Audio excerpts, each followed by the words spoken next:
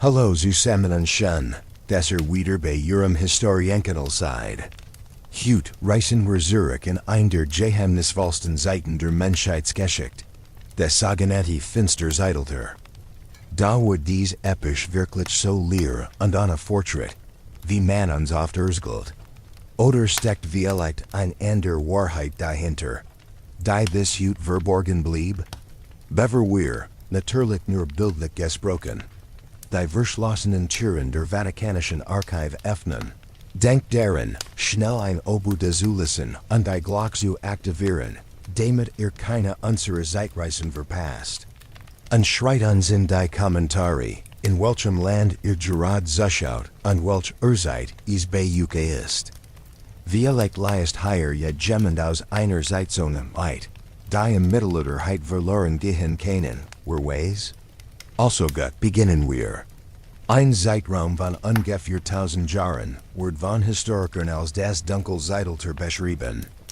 Beginnt mit dem Zusammenbruch des Weströmischen Reichs im Jahr 425 und endet mit dem Wiederaufleben Europas in der Renaissance. Dann wenn man die Schichten der Vergangenheit aufblättert, spürt man nicht zuerst Dunkelheit, sondern ein eigenartig Leer, ein unheimlich Still in der gesellschaftlichen Umbruch, kulturelle Entwicklungen, Krieg und wissenschaftliche Ideen scheinbar aus der Geschichte ausgelöscht wurden. Man sagt uns, dies episch sei erfüllt gewesen von Chaos, Unwissenheit und Aberglauben, dass niemand etwas erschaffen habe und keine wichtigen Erfindungen entstanden seien. Aber habt ihr gefragt, wieso etwas überhaupt möglich sein sollte? Fast ein komplettes Jahrtausend lang, und das auf einem Kontinent, der einst Großdenker wie Aristoteles, Archimedes und Cicero hervorgebracht hat. Und noch spannender, wer genau hat die Macht aber wissen, Bucker an das gemeinsam Gedächtnis einer untergegenden Zivilisation und sich gesehen? Als Rom Zierbrach und die weltliche Ordnung auseinanderfiel, trat der Vatikan in seiner frühen Form als christliche Kirche hervor, wie ein einzelner Leuchtturm, der noch stand. Aber das Licht, das verbreitet, war so wirklich das Idee, den Weg zu zeigen, oder und die Augen zu blenden? Ganz Bibliotheken, Schulen und Lernhäuser aus der Antike wurden im Namen des Glaubens vibrant oder gründlich gelehrt. 1000 Schriften in Griechisch, in weltlichem Latin und in Koptisch verschwanden still und leise aus dem Gedächtnis der Menschheit. Nur die Text, die sorgfältigen Einstrenges, kirchliches Latin abgeschrieben, wurden eine Sprache, die nur wenig ausgebildet manche wirklich verstanden, dürften aber leben. Dies wenigen Bücher und Schriften landeten nicht irgendwo, sondern wurden sicher in Klostern, Kirchen und schließlich in den geheimen Räumen des Vatikans verwahrt. Keine weltliche Macht war stark genug, dem etwas entgegenzusetzen. Es gab kein freies wissenschaftliches System, das prüfen konnte, ob das, was erzählt wurde, wirklich wahr war. Jahrhundertlang war was die Menschen in Europa über ihre eigene Vergangenheit zu wissen glaubten. Nur das, was der Vatikan ihnen erlaubt zu rennen. War das sogenannte Dunkelzeitalter also wirklich ein Zeit voller Rückschritt und Stillstand? Oder war es ein künstlicher Nebel, absichtlich gemacht, etwas tiefers, vielleicht sogar dunklers, zu verstecken? Vielleicht wird die Geschichte gar nicht verschwunden, sondern nur verschlossen worden. Wenn das stimmt, dann lautet die eigentlich Frage nicht länger, was damals geschehen ist, sondern viel mehr. Wir sorgt dafür, dass niemand jemals erfahrt, dass es tatsächlich passiert ist? Das Jahr war 426. Genau dieses Datum markieren modern Geschichtsbücher als das Ende des Weströmischen Reichs. Ein Jung von königlichem Blut, Romulus Augustulus, wurde von einem Heerführer namens Odoacer abgesetzt. So viel ein Reich, das Jahrhundert überdauert hat, nach einem einzigen unblutigen Staatsstreik. Historiker erklären, dass hier das Dunkelzeitalter beginnt. Da das seltsam ist, niemand, der damals lebt, sprach von einem Zusammenbruch. Keine Glocken läuteten auf dem Forum Romanum. Kein feierlicher Abschied wurde gehalten für ein Imperium, das einst fast der ganz westliche Welt beherrscht hat. Ein noch merkwürdiger. Es gibt kaum Aufzeichnungen, die genau beschreiben, was danach geschah. Man sollte denken, ein so riesiges Uranus wird viel Spuren in der Geschichte hinterlassen, Bericht, Chroniken, persönliche Aufzeichnungen, wenigstens Brief oder Aussagen von Augenzeugen. Aber je tiefer man in die Jahre vom 5 bis ins 8 Jahrhundert hineinschaut, desto dichter wird der Nebel und desto weniger ist klar zu erkennen. Die alten Aufzeichnungen aus dieser Zeit sind bruchstückhaft und unklar, manchmal nicht mehr als Kurz Randnotizen von Menschen, die viel Jahrhundert später niedergeschrieben wurden. Es wirkt fast so, als wär ein ganzer Kontinent in einen tiefen Schlaf gefallen, oder als heit jemand absichtlich gewollt, dass es so wirkt. Und dann taucht immer wieder ein Name auf. Kein Herrscher, kein Philosoph, sondern die Kirche. In dem Moment, als Ramsein Roll als politisch Hauptstadtführer, verwandelt es sich in das geistige Zentrum einer neuen Welt, die gerade entstehen war. Die Kirche, die einst ein klein, unterdrückt Gruppe gewesen war, bekam nun einmacht. Die sogar die Caesaren nie wirklich besessen hatten. Es wird die macht, aber die Gedenken, die Zielen und sogar aber das gemeinsam Erinnern der Menschen zu bestimmen. Da hielt in dieser seltsamen Zeit die Geschichte fest. Es waren nicht die Schulen, denn die gab es nicht mehr. Es waren nicht die Gelehrten, denn viel von ihnen flohen, wurden zum Schweigen gebracht oder verloren ihr Leben. Es waren die katholischen Mönche in ihren Klöstern, die religiöse Schriften abschrieben, alte Text übertragen und entschieden, welche Bücher und Geschichten weiterleben dürften und welchem Dunkel verschwinden sollten. Jeder Zelling, jeder Sieg, jede Niederlage wurde durch ein religiös Brill betrachtet. Selbst viel der Fronpäpste nach dem Fall Roms, Namen wie Felix der Dritt, Gelasius der Erste oder Hormisdas, tauchen in den Quellen nur in Rollen auf, die schwur zu tun sind. Da man muss sich fragen, waren dies Gestalten wirklich so, wie die Text sie beschreiben? Oder waren sie Symbol, erschaffen von einer Zeit, die niemand mehr genau überprüft? Noch seltsamer ist, dass zwischen etwa 500 und 800 die historischen Spuren Europas so dun wurden, dass es fast so aussieht, als wär der ganz Kontinent einfach aus dem Buch der Geschichte gelöscht worden. Rendessen blieben die Aufzeichnungen im Nahen Osten und in Asien klar, reichen Details und ohne groß Lücken. Warum war es also New Europa, das ein Einloch der Lehr stürzt, das fast 3 Jahrhundert lang dauert.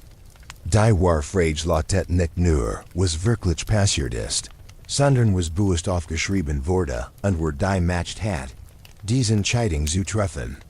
Vielleicht wird der Sturs Roms gar nicht wirklich ein Ende, sondern der Beginn einer neuen Ordnung. Einer Ordnung, in der die eigentlich matcht nicht mehr bei Soldaten oder Kanadiern auf dem Schlachtfeld lag, sondern bei Jeunen, die im Schatten entschieden, welch Teil der Geschichte überliefert wurden. Wenn man die historische Landschaft Europas vom 5 bis ins 10 Jahrhundert anschaut, sieht man keine klaren Farben von Blut, fewer oder großen Umbrüchen, sondern eher ein verschwommen Leinwand, die Ender für uns gemmelt haben. Statt Spurenvoller Leben findet man nur ein dünn Schicht aus Staub, die sich wie ein Schleier über alles gelegt hat, über die alten Bauwerk, die einmal stolz emporigten und sogar über das Gedächtnis der Menschen selbst. Es gibt keine klaren Bericht über Großkrieg, keine neuen Entdeckungen in der Wissenschaft, keine besonderen Bauwerk, die aus dieser Zeit hervorgingen rennen. Es wirkt, als hätte ein ganzer Kontinent tief geschlafen. Doch dieser Schlaf war nicht natürlich. Es war, als hätte jemand ein Dickdeck über Europa gebreitet, die jedes Licht verschluckt und jede Erinnerung verschwinden ließ. Selbst Großstädte, die einst voller Leben waren, Mailand, Laien, Kaint, hinterliegen über Jahrhundert hinweg keine Spuren. keine philosophischen Schriften, keine neuen Karten, keine jungled, keine Geschichten, nichts. Die Menschen, die in dieser Zeit lebten, schrieben keine Bericht nieder. Oder wenn sie es taten, wurden ihr Wort zum Schweigen gebracht, ausgelöscht von unsichtbaren Kräften. Gleichzeitig, wenn man nach China schaut, in die Zeit der Sui und Tang-Dynastien, sieht man ein golden Zeitalter. Dort entstand der Butchdruck. Neue Instrument für die Musik wurden erfunden, und Dichter wie Li Bai und Du Fu matchten die Poesie unsterblich. Weiter westlich, in den arabischen Reichen, blut die Wissenschaft. Alswarizmi legt die Grundlagen für die Algebra, die ersten Krankenhäuser für alle Menschen wurden eröffnet. Und die Großbibliothek von Bagdad bewahrte 100.000 alte Schriften. Und Europa? Europa wirkt, als hätte es nie etwas von Sonnenrittern, vom Sternenhimmel oder sogar vom Kompass gehört. Wenn der Osten hell erstrahlt wie ein Fackel, schien der Westen seine Erinnerung verloren zu haben. Da wem nutzte das? Die Antwort lag nicht draugen in der Welt, sondern im Inneren Europas. Sie war schon immer da, still, unbeweglich und stetig wachsend. Die Kirche. Wenn die Menschen glaubten, sie würden in einer dunklen Zeit leben, wenn man ihnen sagt, ihr Ansehen von Aberglauben und Torheit beherrscht gewesen, dann stellten sie keine Fragen. Sie zweifelten nicht in dem, was von den Kanzeln gepredigt wurde, dem engeblichen Wort Gottes, das die Priester verkündeten. Niemand sucht mehr nach Wissen, denn es gab kaum noch Bücher. Niemand forscht, weil die Suche nach Wahrheit schnell als Ketzerei abgestempelt wurde. Der Vatikan muss kaum Gold anwenden, braucht nur ein einziges Wort: Finsternis. Die Angst erledigt den Rest. So kann es aussehen, als sei nichts geschehen. Keine Schlachten, keine hitzigen Diskussionen, keine neuen Eiden. Da manchmal ist es gerade das Schweigen, das am lautsten schreit. Ein Schweigen, das wie ein Fingerzeig wirkt, ein Hinweis auf etwas Ungeheuerliches, die bewusste Auslöschung eines ganzen Abschnitts der Menschheitsgeschichte. Geschichte ist nicht nur das, was geschehen ist. Sie ist vor allem das, was erzählt wird. Wenn nur bestimmt Menschen die Macht haben zu erzählen, in diesem Fall Männer in kirchlichen Gundern, dann entsteht keine neutrale Wahrheit, sondern ein sorgfältig gefiltert Version der Vergangenheit. Nach dem Zusammenbruch des Römischen Reichs zerfiel das weltliche Netz der Gelehrten fast völlig. Öffentliche Bibliotheken verfielen, Schulen schlossen, und wer aber leben wollte, mussten entweder schweigen oder sich unter die Autorität der Kirche stellen. Die einzigen Ort, an denen Bücher noch bewahrt wurden, waren Klöster. Hinter dicken Steinmauern, fern von den Menschen, wurde Wissen wie ein Schatz verschlossen. Die Texte der Antike wurden dort nicht einfach kopiert, sondern umgeschrieben. Das ursprünglich, klare Latin, das einst für Wissenschaft, Recht und Dichtung diente, wurde durch Kirchenlatin ersetzt. Schwerer zu verstehen, weil theologischer Begriff, und nur einer kleinen Elite von Priestern zugänglich. Was früher allen gebildeten Bürgern diente, wurden nun zu einem Schlüssel, der das Wissen einschloss, statt es zu öffnen. Die Folgen waren gravierend. Schriften von Pythagoras über Mathematik, von Cicero über Politik oder von Aristoteles über die Natur, wenn sie nicht in Lehren der Kirche stimmten, wurden sie verwirrt, verdreht oder gar nicht durchkapiert. Viel Werk galten als Gefgrich oder unnütz für das Seelenheil. Sie wurden verbrannt, in Dunkelkeller gesperrt oder gingen einfach für immer verloren. So begann eine Zeit, in der Wissen nicht länger litt war, das die Menschheit erhielt, sondern ein Werkzeug, und Kontrolle ausüben. Wer in dieser episch Geschichte lernen wollt, muss zu einem Priester gehen. Wer Antike-Text lesen wollt, braucht Erlaubnis und selbst dann wurde angeleitet, sie nur in der richtigen Weise zu verstehen. Free Discussion verschwand, Zweifel waren verboten. Geschichte wurde zur Lehre, und Lehre dürfte nicht angezweifelt werden. Man sagt oft, Geschichtswort von den Siegern geschrieben. Daher mussten die Sieger gar nicht neu schreiben. Sie mussten nur auswählen, was nützlich war, und den Rest zum Schweigen bringen.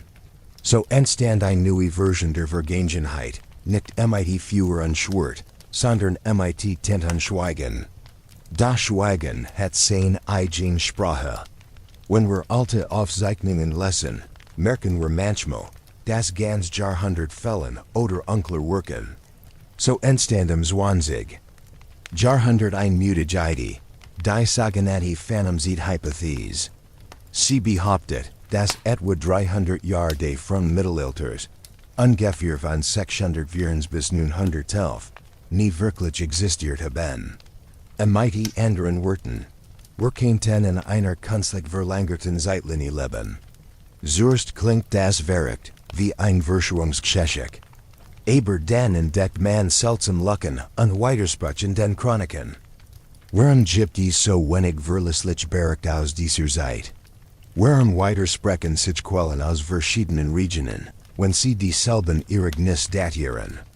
Warum sehen manche Herrscher und ganz Dynastien aus wie Kopien früherer Figuren, nur mit neuen Namen?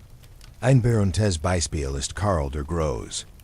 Soll in nun Jahrhundert gelebt haben.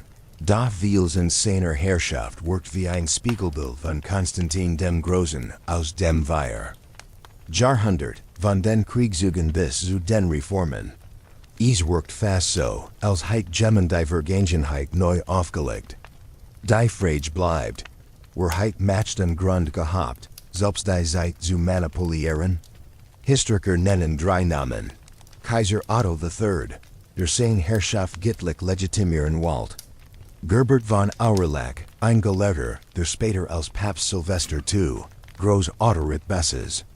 Und natürlich den Vatikan, der über Wissen, Schriften und Glauben herrscht. Wenn man einfach Jahr hinzufügen kann ein Herrscher genau im von Gott bestimmten Moment den Thron besteigen. Ein Reich kann sein matcht heiligen, indem es die Zeitach selbst anpasst. Und wenn die Kirche ihr matcht als von Gott vorhergesagt darstellen wollt, dann wird der Kalender selbst der bestes Werkzeug. Wer die Zeitlinie verndert, kann auch die Geschichte verndern. Und wer die Geschichte verndern kann, beherrscht die Erinnerung der Menschen.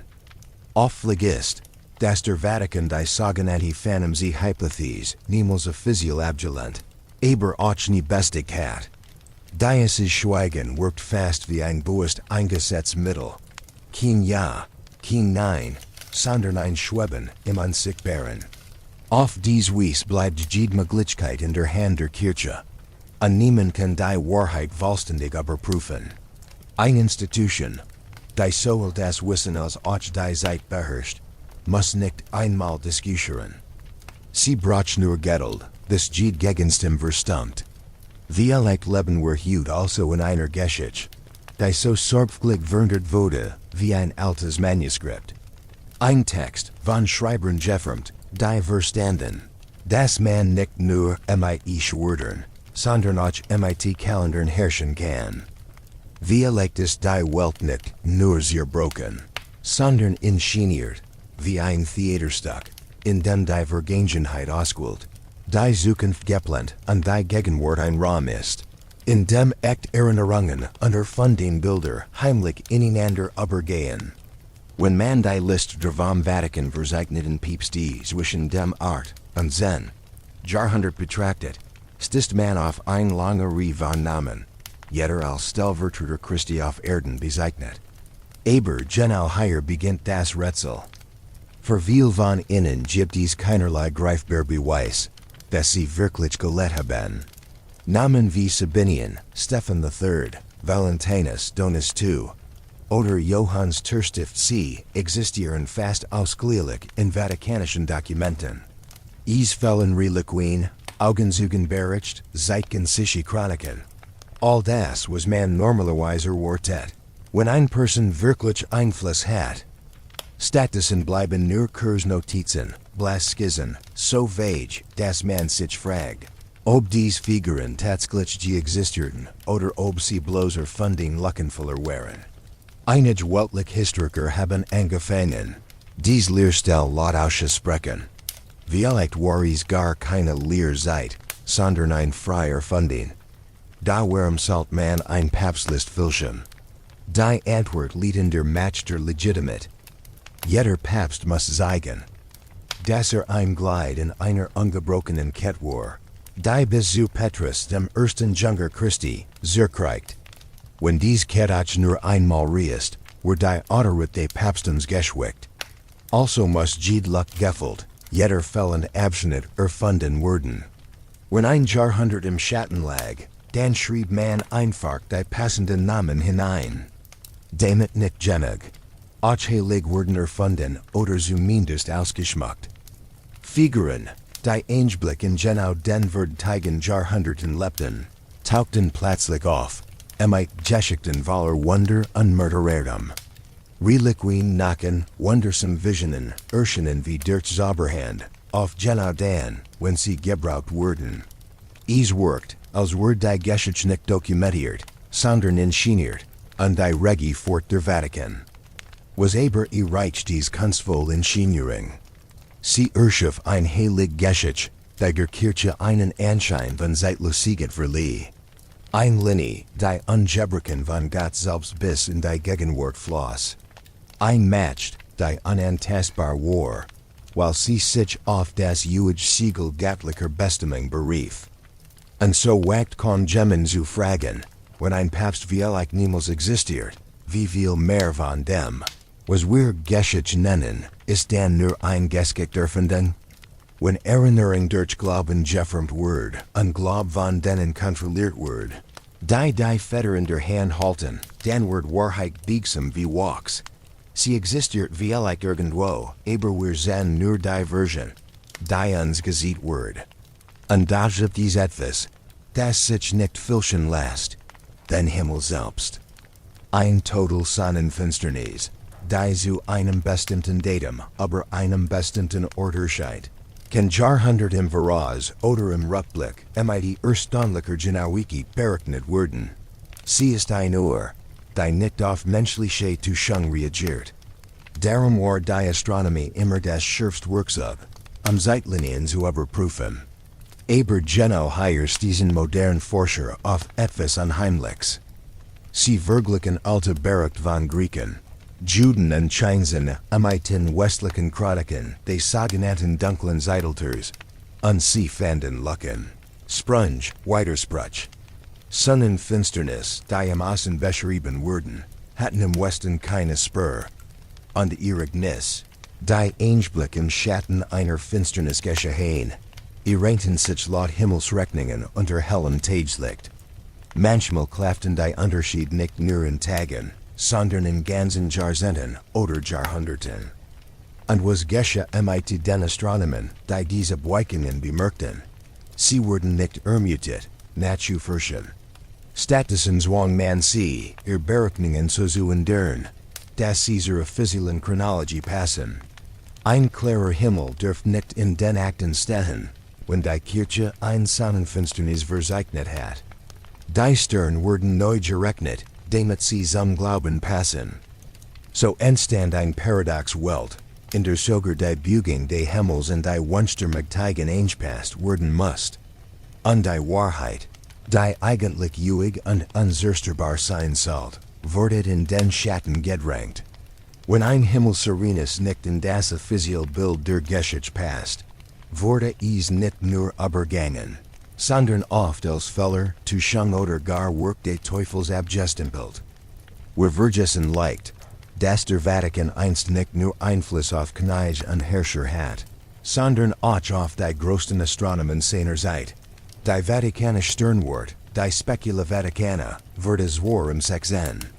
Jahrhundert offiziell gegründet, da lange zuvor hatten geistlichen Stillen schon die Beugungen der Stern und Planeten notiert.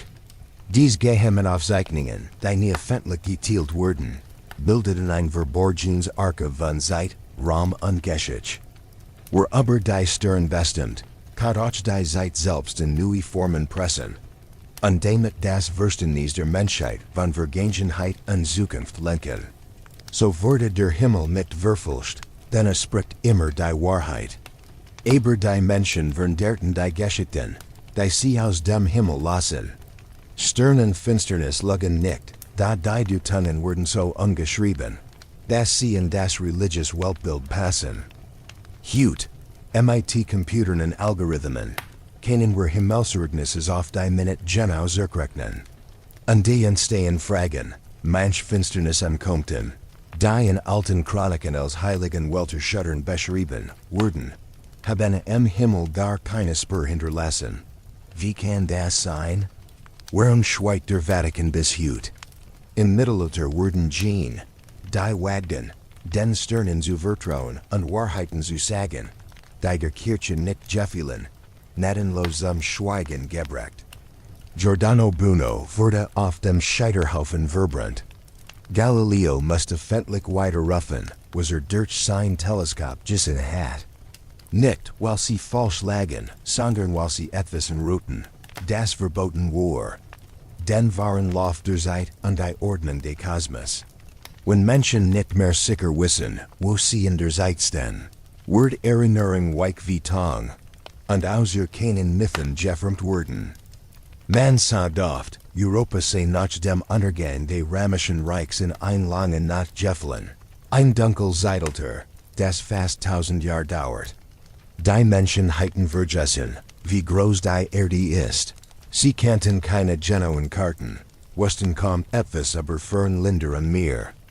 Da wenn das stimmt, woher kamen dann Karten, die lange vor der Renaissance entstanden und trotzdem erstaunlich genau waren. Das berühmteste Beispiel ist die Peri-Reiskarte aus dem Jahr 2045. Sie seit Küsten von Südamerika, die Westküste Afrikas und sogar Teil der Antarktis, so wie sie an Eis aussehen wird. Peri-Reis schrieb selbst, habe dies Karte aus vielen Notsleiteren Vorlagen zusammengesetzt. Da wo sind dies Vorlagen heute, wer hat sie erschaffen? Viele Forscher, Historiker und Abenturer weisen in dieselbe Richtung. Die Geheimarchiv des Vatikans. Tief unter der Erde, hinter verschlossenen Türen und strengen Regeln, lagert dort ein der größten Sammlungen alter Karten der Welt. Aber nur ein winziger Bruchteil, weniger als 1%, wurde je veröffentlicht. Der Rest liegt verborgen, nicht katalogisiert, nicht kopiert, nicht geprüft. Auf diesen vergilbten Pergamenten sollen Kosten zu sehen sein, die offiziell erst Jahrhundert später entdeckt wurden. Inseln, die es heute nicht mehr gibt. Fahrtrouten, die in keinem Geschichtsbucher wet wurden, sich aber erstaunlich genau mit modernen Satelliten entdecken. Das wirft ein groß Frage auf. War Europa wirklich so ahnungslos, wie es uns gelehrt wurde? Oder gab es eine kleine Gruppe von Gelehrten, Menschen und Kartografen, die viel mehr wussten, aber nicht sprechen dürften? Vielleicht wurden sie sogar durch ein bereinigt Geschichtsversion ersetzt. Und wenn der Vatikan wirklich dies Karten besitzt, was genau will dann schätzen? Die Wahrheit, den Glauben? Oder eine Version der Welt, die, wenn sie ins Licht kämen, unsere Gesamtvorstellung von Geschichte einstürzen lassen wird. Denn ein Kart ist nicht nur ein Werkzeug, von A nach B zu kommen. Ein Kart sagt, hier bist du. Ein Kart bestimmt, wie du die Welt siehst und wo dein Platz in ihr ist. Wenn du nicht weißt, wo du bist, kannst du überall hingeführt werden, auch in die Irre. Jahrhundert lang hat der Vatikan dies matcht.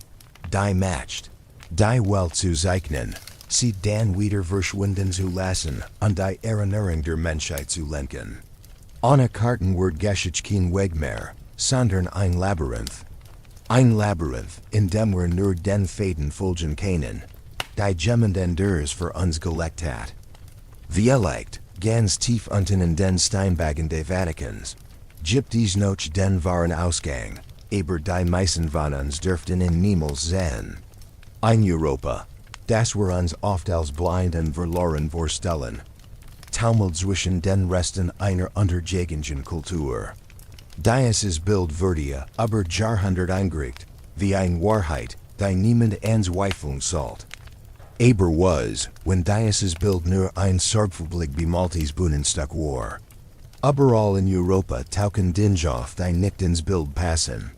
Zahnreiter aus Bronze, die in deutschen Baden gefunden wurden. Perfekt geformt und scheinbar viel zu fortschrittlich für die sogenannte Dunkel Zeit. In alten Klastern, längst verlassen, fan man astronomisch gergt. Die Sterne mit unglaublicher Genauigkeit messen konnten. Tiefen ländlichen Gegenden entdeckt man Bauwerk, die auf Techniken wie Geothermie oder Schwerkraftspiel hinduten, und das in Orten, wo es Einblick nie Remischi oder griechischen Ingenieur gab.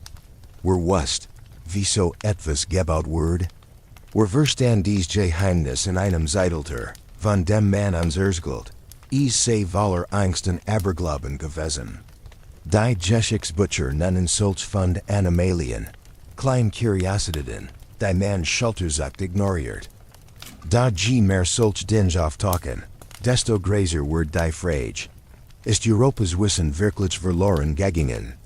Oder wurde es absichtlicher Sieg geschafft, damit die Legend vom finsteren Zeitalter bestehen bleibt? Denn ein Europa, das niemals sein Licht Verlorenheit, war schwer zu kontrollieren. Ein Europa, das die Werkzeugrams weiterführt, war ein Gefahr für Jed matcht. Die Beanspracht, allein Hutteren der Wahrheit zu sein. Der Vatikan schweigt zu solchen Funden. Muss nicht lügen, schweigen reicht.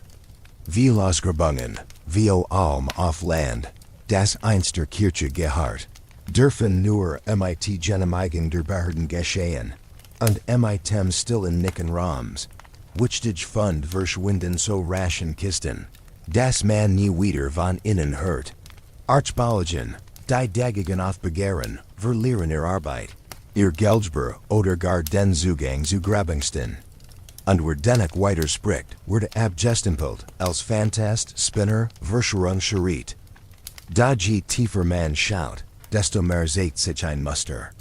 Zwischen Rom und Renaissance schien die Uhr des Fortschritts fast stehen geblieben. Jahrhundert lang keine neuen Maschinen, kein frischer Gedank, als heit Gemmen den Fluss der Zeit gedrosselt. Erfindungen, die Griechen längst beherrschten, ein fake Dinge wie die Rokurend well, tauchten erst wieder im Dreisen. Jahrhundert auf, als wenn sie von Grund auf neu entdeckt. Medicine, Mechanik, Astronomy als was Aristoteles, Galen und Archimedes erforscht hatten, were vergessen wurden. Oder besser gesagt, es wurden in Ketten gelegt. Die Frage ist nicht mehr warum es verschwand. Die Frage ist, wer hielt es Zurich und wozu? Immer wieder fort die Spur Zurich zum Vatikan. Aber die einzige Institution, die alten Manuskript hütet, die Cluster, Schulen und Bibliotheken Europas beherrschte.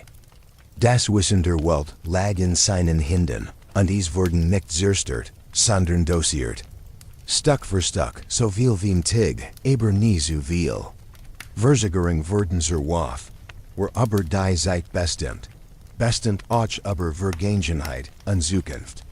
Eine Gesellschaft, die nur die Bibel abschritt, stellt keine Fragen. Eine Generation, die nur Himmel und Heil gelehrt bekommt, beschäftigt sich nicht mit Sternen oder Körn. So virginen Jahrhundert an wirklich Nuren, nicht weil die Menschen dumm wären, sondern weil sie in ein Roll gedrängt wurden. Zeit wurde zum Werkzeug. Sie floss nicht frei, sondern wurde geformt wie Tonnen von Jonen, die Uhren in der Hand hielten. An tiefem Herzen Rams, wo das Sonnenlicht nie hinfällt, liegt ein Ort, der dies matcht wie ein Symbol verkörpert. Das Vatikanische Geheimarchiv. Archivum Secretum Apostolicum Vaticanum. Ein Name, der allein reicht, an Gelehrten einen Schauer über den Rücken zu jagen. Dort, so sagt man, liegen Schriften, die Geschichte umschreiben könnten. Schriften, die noch nicht für die Welt bestimmt sind. Stell dir vor, was hinter diesen Türen liegt, die kaum Gemmels durchreiten darf. Dieses Archiv ist kein Märchen, kein Traumgebild, es ist so echt wie der Petersdom selbst. Aber gerade weil es real ist, lastet ein schwerer Schleier der Geheimnisses auf ihm. Niemand in der modernen Welt hat die Erlaubnis bekommen, Ale zu zen, jetten Rom, Jeeds Regal. Keine offentlichen Besichtigungen. Keine touristischen Fotos, keine Karten, die zeigen worden, wo man sich darin verliert. Selbst ein Universitätsprofessor selbst ein weltberühmter Forscher, müssen los Formular. Prüfungen Unterlaubennis über sich ergehen lassen. Nur dann für ein paar Stunden einen kleinen Bruchteil der Text einzusetzen. Und das was leist, dafür niemals vervielfältigen oder hinausstreichen. Man spricht von mehr als 50 Kilometern Regaflicken, die wie ein unterirdisches Labyrinth verlaufen. 1 Million Dokumente, auf Bord wie Schatz, reichen vom frühen Mittelalter bis in die Gegenwart. Aber was die Menschheit tatsächlich zu sein bekannt, ist nur die glänzende Spitze, render groot Teil, der wirklich brisante Teil, tief verborgen bleibt. Kein Papst hat je öffentlich erklärt, als gelesen oder durchtreten zu haben. Kein Kardinal hat die tiefsten Kammern beschrieben. Kein Forscher kennt die vollständige Karte dieses geheimen Gedächtnisses der Welt. Und so bleiben die Gericht. Manch sagen, dort liegen Originaltext der Bibel, die nie in die offizielle Version aufgenommen wurden. Und der Flüstern von Aufzeichnungen über Heresien, von Büchern der verbotenen Magie, von Tagebüchern ganzer Papstgeneration, in denen den Stein, die nie ins Licht kommen dürfen. Erstaunlichsten klingen die Geschichten über alte Karten, die Kontinente, Ozean und Welten zeigen, die sich deutlich von dem unterscheiden, was unsere Geschichtsbücher uns lehren. Da das wirklich außergewöhnlich in diesem Archiv ist nicht die schier Mensch des Wissens, sondern die Art und Weise, wie es geschätzt wird. Vor vielen Jahrhunderten hat der Vatikan das Wort Secretum nicht als geheim im modernen Sinn erklärt, sondern als privat. Ein cleverer Trick. Wir verbergen nichts, so lautet die Botschaft. Wir bewahren es nur in Privatsphäre. Aber wenn das, was man privat heilt, die Wahrheit über unsere Vergangenheit ist es dann wirklich nur Privatbesitz, oder ist es der Schlüssel zu einer ganz anderen Geschichte der Menschheit? Ein Riegel dort kennt mehr Machten sich tragen als ein Thron. Denn es gibt Text, die nicht durch Krieg vernichtet wurden, nicht durch Führer zerstört, nicht durch Unfall verloren gingen. Sie sind einfach nicht zugänglich, weil sie bewusst weggeschlossen wurden. Manch Forscher, die für Kurzzeit begrenzten Zugang erhielten, berichten von Handschriften, die sind als das Mittelalter, plus sogar als das Christentum selbst. Keine exotischen Mitbringsel aus fernen Ländern, sondern echt europäisch Werk. Spüren eins Wissens, das hier einst Blut. Glaub isa mighty einem Mantel bedeckten zum Schweigen bracht. Manch dieser Text sind in Sprachen verfasst, die kaum jemand entziffern kann, in archaischem oder Latin. In seltsamem Griechisch des die Kirche als Ketzer stempelt. Darin sollen astronomisch Berechnungen stehen, die stern präziser beschreiben, als man sie damals kennen dürft. Zeichnungen des menschlichen Körpers, die das Mittelalter in Staunen versetzt halten. Philosophische Gedanken, die über Jedes dogmatisch Korset hinausgingen. Warum wurden sie verborgen?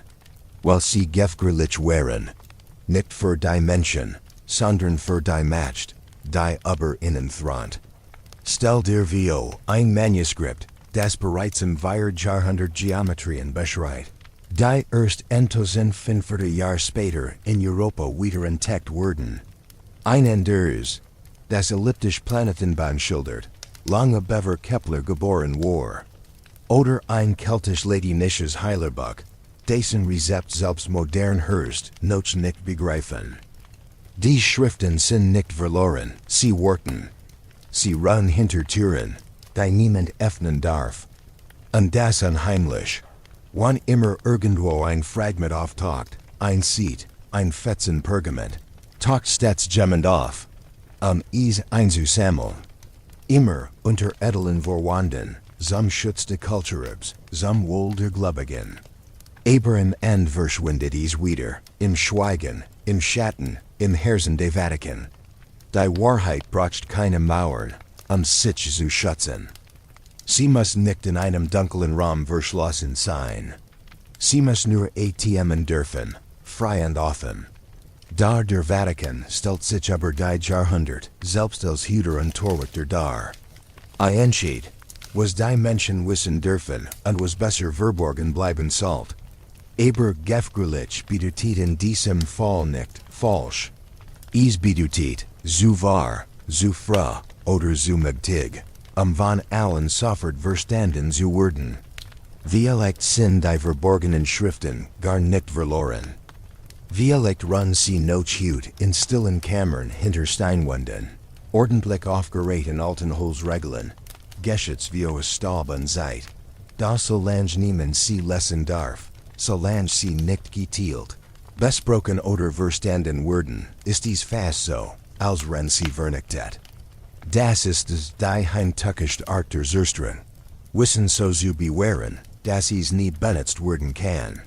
Aber Jahrtausend hinweg wird kein Buch so streng überwacht wie die Bibel. Sie war nicht nur ein heiliges Werk, sondern das Fundament für Gesetz, Machtstrukturen und ganz Königreich.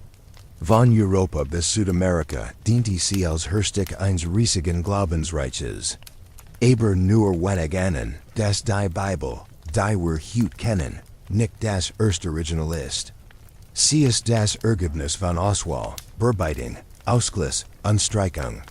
Der Vatikan hat nie geljugnet, das Text entfernt worden, aber erklärt auch nie warum. Was war, wenn die Menschen diese alten Schriften lesen dürften. Manch Text nennen die Gelehrten Apokryphen. Das Wort bedeutet nicht, dass sie falsch seien. Es bedeutet nur, dass sie verboten wären, dass man sie in den Kirchen nicht lesen dürft, und dass sie aus dem offiziellen Kanon ausgeschlossen wurden. Da die Schriften enthalten Botschaften von unsurer Kraft, das Thomas-Evangelium, das Evangelium der Maria Magdalena, das Philippus-Evangelium, das Buch Henoch oder das Evangelium de Judas Iscariot. In diesen Texten wird Jesus nicht als fern, berirdische Gestalt beschrieben, sondern als Lehrer, als Wegweiser, der die Menschen dazu aufruft, in sich selbst nach Wahrheit zu suchen, anstatt blind einer Institution zu folgen. Wird das akzeptiert werden, hat es die Rolle der Kirche völlig verändert. Sie war nicht länger der einzige Mittler zwischen Mensch und Gott gewesen. Manche Schriften gehen sogar weiter und sprechen von Welten wie Adam, von Zickeln der Zerstörung und Wiedergeburt auf der Erde oder von Wesen des Lichts, die nicht sichtbar sind, aber dennoch existieren. Diese Eiden stehen in direkten Gegensatz zur Schöpfungslehre, die der Vatikan seit Jahrhunderten predigt. Und so wurden die Schriften nicht diskutiert, sondern als Gefgrüte abgestempelt, verboten, verbrannt, verborgen. Jahrhundertelang kann schon der bloß Besitz einer Kopie den Tod bedeuten. Viele Menschen endeten auf Scheiterhaufen, in Verliesen oder unter Folter. Und da, wie durch ein Wunder, tauchten einige dieser Text Jahrhundert später in alten Klastern wieder auf.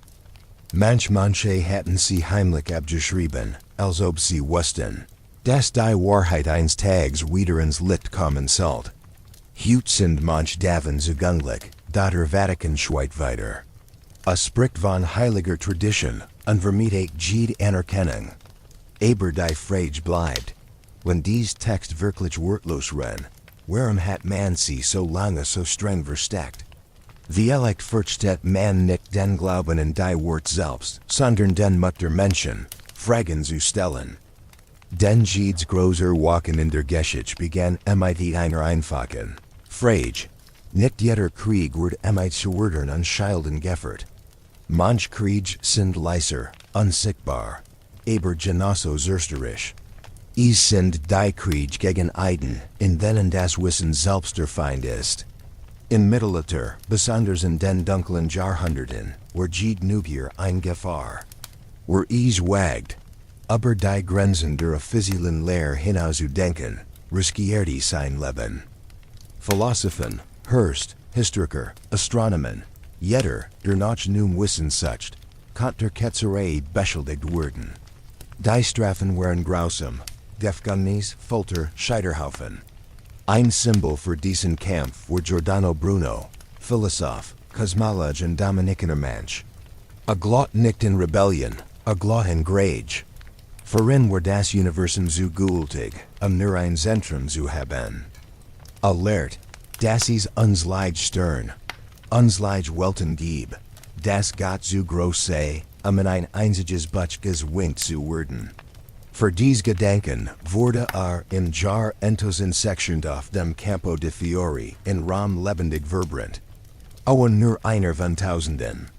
Die Inquisition war nicht nur ein Zeit der Angst, sie war die perfektest Maschine, die je geschaffen wurde, fries Denken zu ersticken.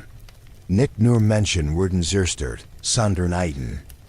Bücher verbrannten, Manuskript verschwanden, Wahrheiten wurden gelöscht, bever sie sich ausbreiten konnten. Manch Werk, die Jahrzehnte die Lebens gesteckten, endeten in wenigen Minuten in Asch, so kämpfte die Match nicht nur gegen Einzelmenschen, sondern gegen die Möglichkeit, dass die Menschheit gemmel zu früh zu viel wissen geht. Noch erschreckender aus die Verbrennungen und Verbot war das lange, drucken Schweigen, das folgt. Generationen wuchsen auf an Glotten. Die verbotenen Werk heiten niemals existiert. In einer solchen Atmosphäre bedeutet Schweigen überleben, und Fragen stellen kann den Tod bedeuten. Mighty jet im stillen Jar vertieft sich das Dunkel. Und das Schweigen selbst wurde zu einem mächtigen Werkzeug, ein Komplizenschaft. Die ist einem ganzen Kontinent erlaubt, in einen tiefen Wissensschlimmer zu sinken, der Jahrhundert dauern sollt. Der Vatikan, der Macht in Religion, Politik und Wissen verinte, muss nie beweisen, dass recht hat. Es reicht, die Kontrolle zu behalten. Wer zu watch war, wurde besiegt, und so blieb die Wahrheit unter den Schatten verborgen. Wenn wir in mittelalterlich manche denken, sind wir oft friedlich Männer in Klostern, die Bibeln abschreiben, beten und singen. Dahinter diesem Bild versteckt sich ein hochorganisiertes Netzwerk, das ließ aber sehr effektiv arbeitet.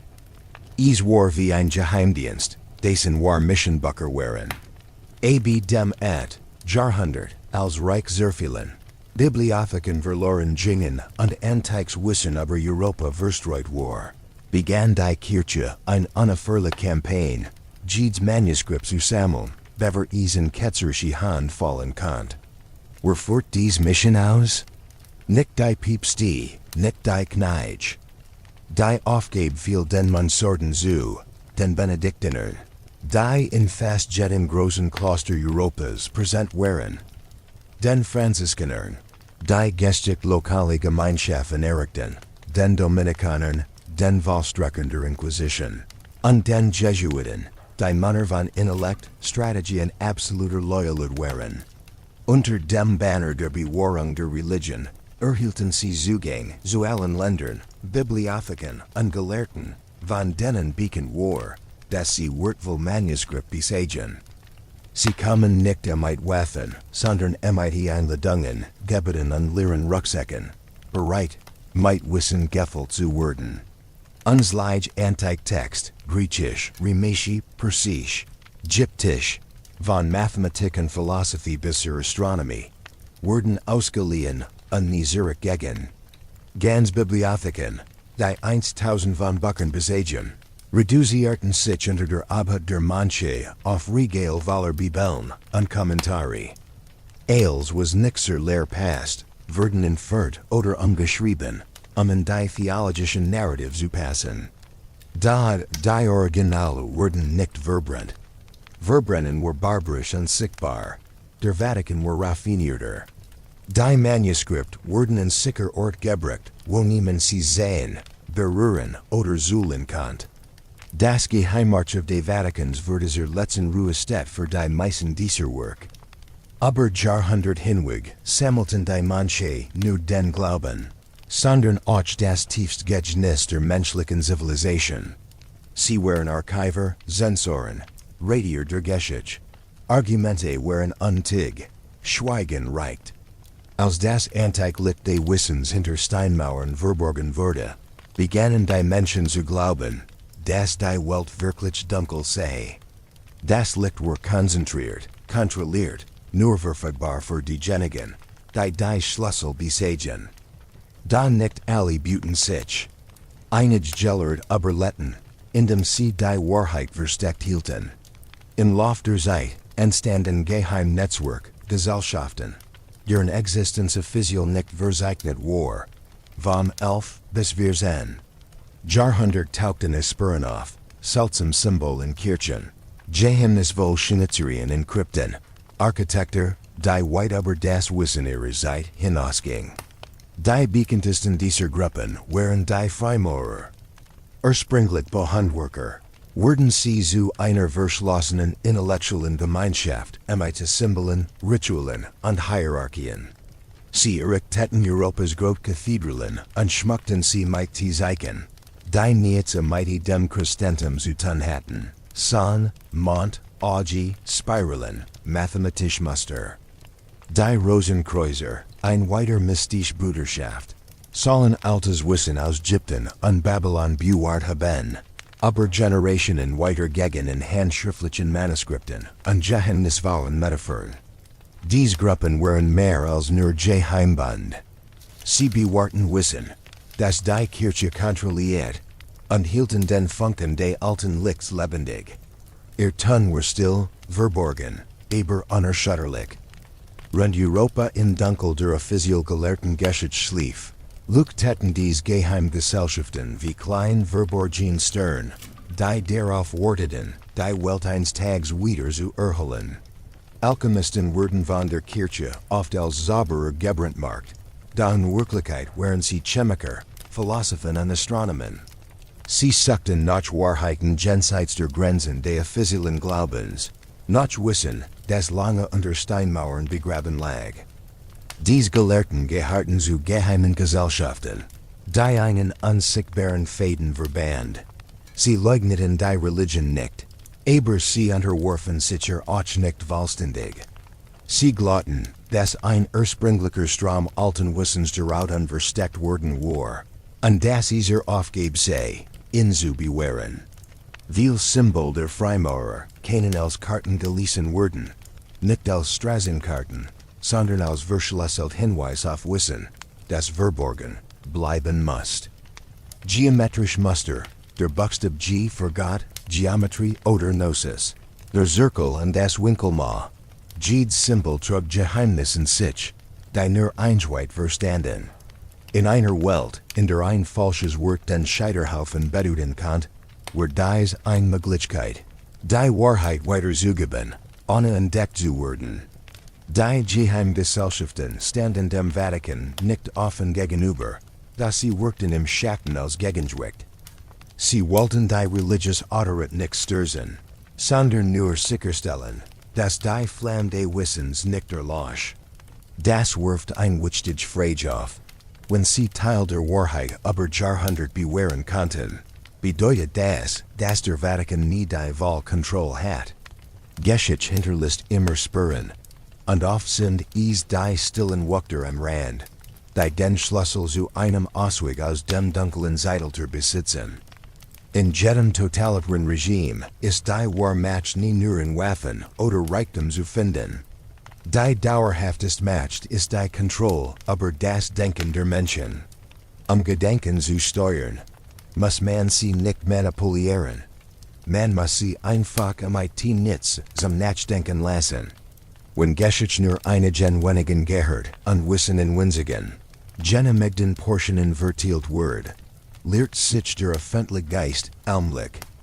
Menschen hinterfragen nicht, weil es verboten ist, sondern weil sie nicht wissen, was überhaupt hinterfragt werden kann. Rund des sogenannten dunklen Zeitalters schlägt sich ein Mechanismus mentaler Kontrolle ein. Erstig das Bewusstsein, in dem den Brennstoff des Wissens abforte. In Clustern werden endlos Bibeln abgeschrieben, aber nicht die Werk von Aristoteles, Archimedes oder Talangus, außer sie dienten der Kirche.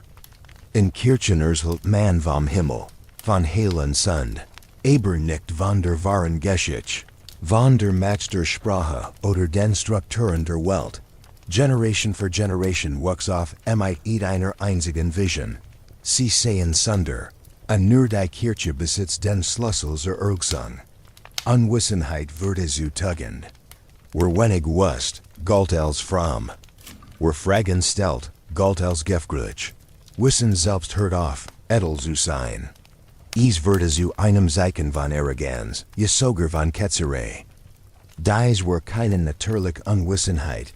Sie wurde gezielt kultiviert, aufrechterhalten und erbittert verteidigt. In vielen Regionen war die Alphabetisierung der Bevölkerung aber Jahrhundert verboten. Nur der Klares dürft lesen. Selbst manchen werden nur selektiver Zugang zur Bibel gehört. Die Kirche muss nicht alle unterdrücken. Sie muss die Welt nur im Nebel des Nichtwissens halten.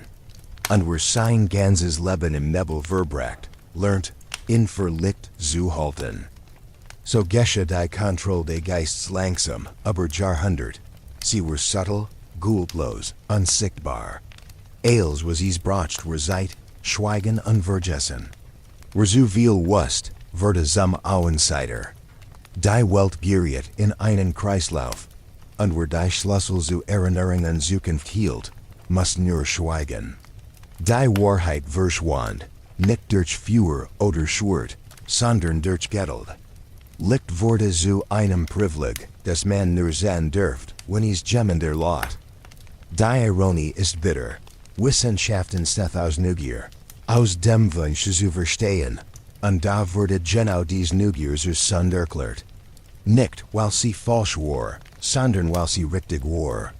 Aus Galileo Galilei durch sein Teleskop blickt und erklärt, dass die Erde die Sonne umkreist, erschütterte nicht nur die Wissenschaft. Erschüttert eine Weltanschauung. Sorgfältig aber Jahrhundert aufgebaut, in der die Menschheit gelehrt wurde. Das Zentrum des Universums zu sein, von Gott geschaffen und von göttlichem Willen gelenkt. Die Welt, wie sie der Vatikan formt, war ein, in der Glaub, Schrift und Autorit die Regeln diktierten. Galileo Galilei must vor der Inquisition treten, nicht weil falsch lag, sondern weil sein Ende können die sorgfältig aufgebaute Ordnung bedrohten. Aber let, aber nur unter Hauser ist, isoliert und überwacht, weil den Mut gehabt hat, zum Himmel zu blicken und Lot zu sagen, was sah. Aber nicht der erst, der unterdrückt wurde. Jahrhundert zuvor sei Roger Bacon, der brillante Englisch Wissenschaftler des Dreisen. Jahrhunderts in der Gefangenschaft, nur weil Licht, Optik und Experimente erforscht. Michael Servetus, ein anderer Visioner, wurde lebendig vibrant, weil wagt, aber den Rahmen der kirchlich genehmigten Wahrheit hinauszudenken.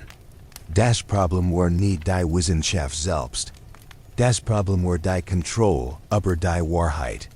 Der Vatikan erklärt, dass alle Wahrheit durch das Tor der Lehre gehen muss. Eils was nicht passt, dürft nicht existieren, egal wie richtig es war.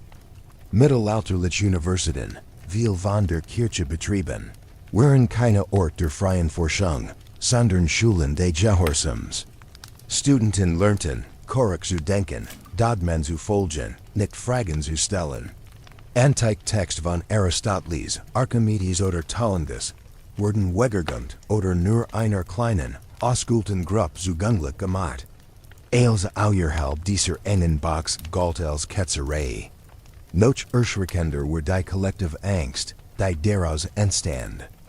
Menschen hörten auf zu denken, nicht weil sie nichts wussten, sondern weil ein einziger Gedanke sie den Scheiterhaufen kosten konnte.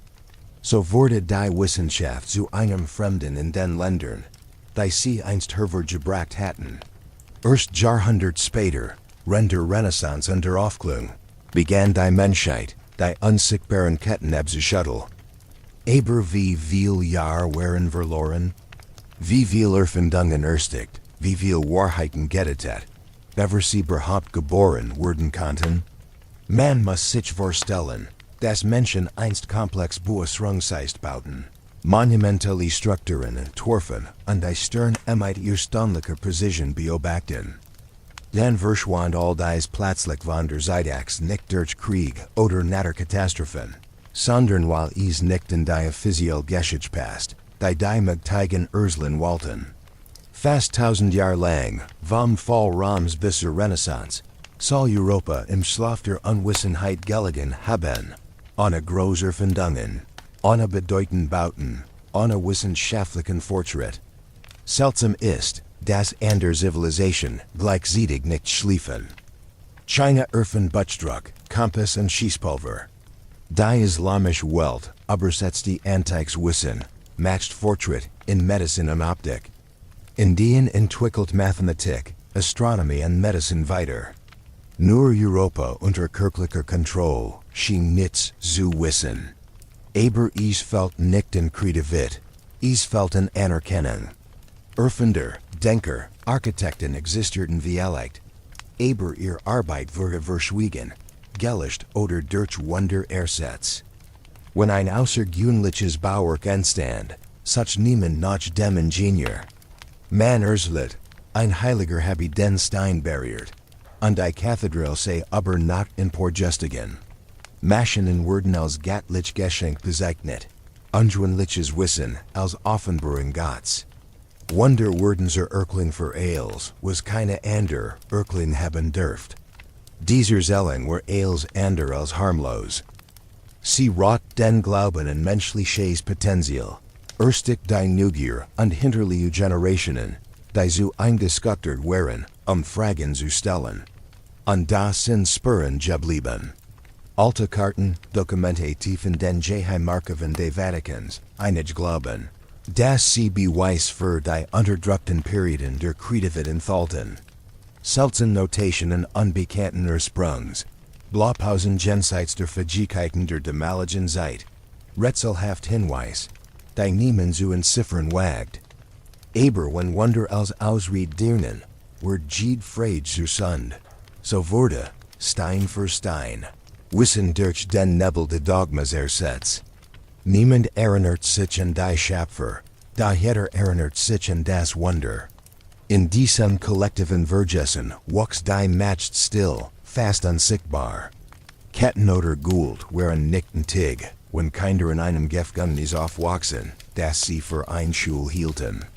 Where das Kollektiv Gedächtnis kontrolliert die Welt. Und genau damit begann die Kontrolle, bei den Schulbüchern. Jahrhundertelang were building in Europa kein Werkzeug, den Geist zu erleuchten. Sie were ein Werkzeug der Macht, der Vatikan bestimmt. Was keiner lernen dürften, wie sie es lernen sollten an. Vielleicht am wichtigsten, was sie niemals erfahren sollten. Ein Kind, das in dies Welt hineingeboren wurde, lernt, dass die Erde das Zentrum des Universums sei, dass die Menschheit in solches Tagen erschaffen wurde, dass alle Weisheit in der Bibel lag.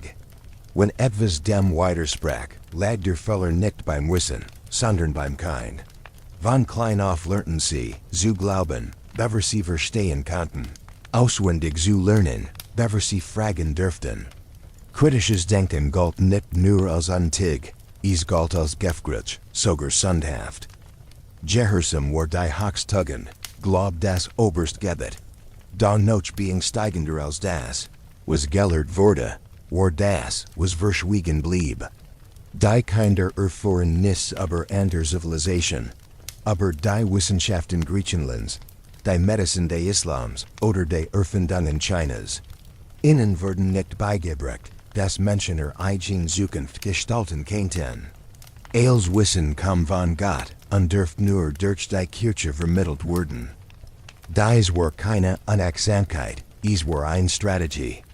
Wenn man jungen Köpfen ein verserte Geschichte einschrieb, fehlten nicht nur Information, sondern die Fähigkeit, überhaupt zu erkennen, dass etwas fehlt. Lesson lernen bedeutet, zu glauben, dass die Welt schon immer so gewesen sei. Das Wissen ein Privileg derer in Raben war. Das Wahrheit nicht aus Experimenten, sondern aus Predigten kam. So wuchs eine Generation heran, die Gehorsam lernt, nicht Erkenntnis. Die Wahrheit muss nie vollständig verborgen werden. Sie wurden in Facher, gefiltert Versionen gepackt und in Jungcape ingisiert, bevor die stark genug waren, sich zu verteidigen. Een noch hut seit sich die Working dieser Strategie. Teil der Geschichte bleiben verschwimmen, wären fat oder als Mythos Erzgeld. Nicht, weil die Information in Fällen, sondern aus einer alten Angst.